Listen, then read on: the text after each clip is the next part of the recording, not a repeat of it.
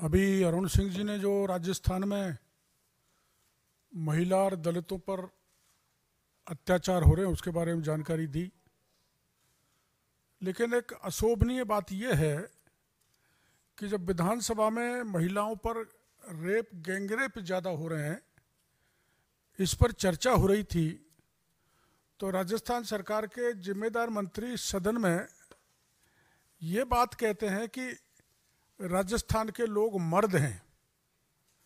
ऐसे अशोभनीय बात राजस्थान के जो नंबर 2 मंत्री हैं माननीय शांति धारीवाल जी ने कहकर महिलाओं का, पीड़ित महिलाओं का और अपमान किया।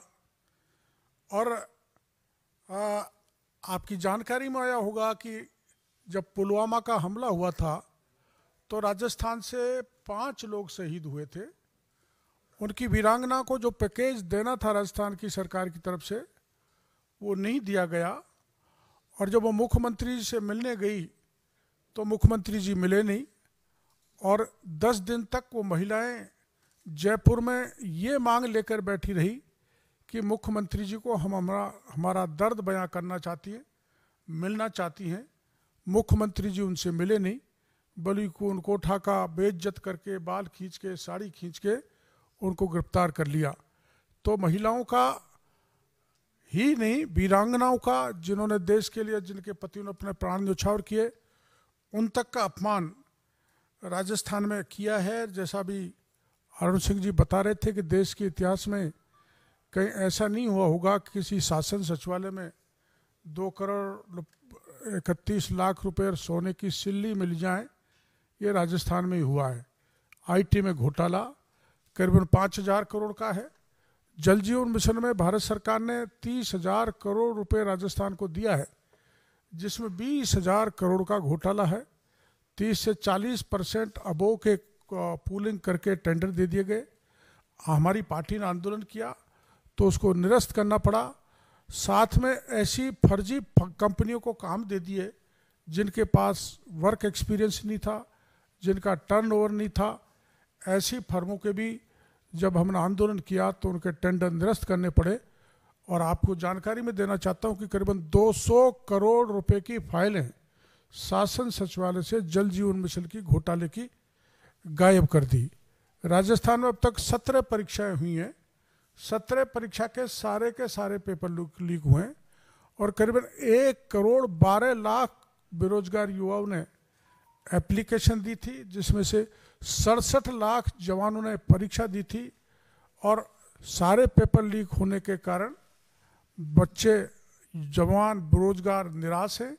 67 लाख एप्लीकेंट के साथ गहलोत सरकार ने पेपर लीक करके उनके भविष्य को बर्बाद किया है। आरपीएससी जैसी संस्था के से पेपर लीक हो रहे हैं, पेपर पढ़ाए जा रहे हैं, जिसका परिणाम ये हो कि आरपीएससी के मेंबर तक को गिरफ्तार किया गया है। माध्यमिक शिक्षा बोर्ड अपने पेपर लीक कर रहा है। रीट का पेपर लीक हुआ था, जिसका आंदोलन हमारी पार्टी ने किया था। उस आंदोलन के कारण वहाँ के माध्यमिक शिक्षा बोर्ड के अध्यक्ष डीपी जारोली को बर्खास्त कर दिया। तो उन्होंने बयान दिया था कि मैं ही नहीं, इसमें तो बहुत बड़े बड़े नेता शामिल हैं। इसके कारण एसओजी जो जांच कर रही थी उसने उनको क्लीन चिट दे दी, क्योंकि अगर उनसे सख्ती से पूछा जाता तो कई सत्ताधारी दल के नेता, राजनेता, दूसरे अफसर पकड़े जाते, लेकिन उसी से सख्ती से पूछताछ नहीं की। और रीट के पेपर में फिर शिकायत हमने सीबीआई की मांग की थी, नहीं मानी, तो ईडी उसकी जांच कर रही है। और ऐसा लगता है कि जिन लाखों बच्चों के भविष्य के साथ खिलवाड़ की है, उसमें निश्चित रूप से कुछ ईडी निकालेगी और भ्रष्टाचारियों पर नकेल डालेगी। आरएस जैसी परीक्षा का पेपर लीक हो जाना और फर्जी लोगों को आरएस बना देना, सब इंस्पेक्टर का पेपर लीक हो जाना, उनसे 10-10 लाख रुपए लेके उनको पास कराना, और इंटरव्यू भी वही बाबूलाल कटारा ले जो बाद में पकड़ा गया। इस ढंग से आरपीएससी, माध्यमिक शिक्षा बोर्ड और जो अधीनस्थ बोर्ड है जहाँ चयन होता है, वो सब भ्रष्टाचार के अड्डे बन गए। उसमें से सत्ताधारी दल के एमएलए और कई मंत्री उनसे जुड़े हुए हैं। अपने लोगों को पास करवाया है, अपने लोगों का चयन करवाया है। जहाँ तक किसान कर्जा माफ़ी का मामला है, खुल राहुल गांधी जी गए थे, 1 से 10 तक गिनती करके 10 दिन में सर्व कर्जा माफी की बात की थी, लेकिन कर्जा माफ नहीं हुआ। कई किसानों ने आत्महत्या कर ली। और जैसा कि अरुण सिंह जी ने बताया है कि 20,000 किसानों को उनकी प्रॉपर्टी जब्त करने का या कुर्क करने का नोटिस सरकार ने दे दिया है। बेरोजगारों में सर्वाधिक बेरोजगारी राजस्थान में, आपको जानकारी है, और बेरोजगारों को 3,500 रुपये महीने का बेरोजगारी भत्ता देने का सरकार ने घोषणा की थी, भत्ता भी नहीं दे रहे। इस सरकार ने किसानों से धोखा किया, बेरोजगारों से किया, जवानों से किया, महिलाओं के साथ अत्याचार बराबर है, कानून की स्थिति बद से बदतर है। इसलिए राजस्थान सहन करने वाला नहीं है, नहीं सहेगा राजस्थान।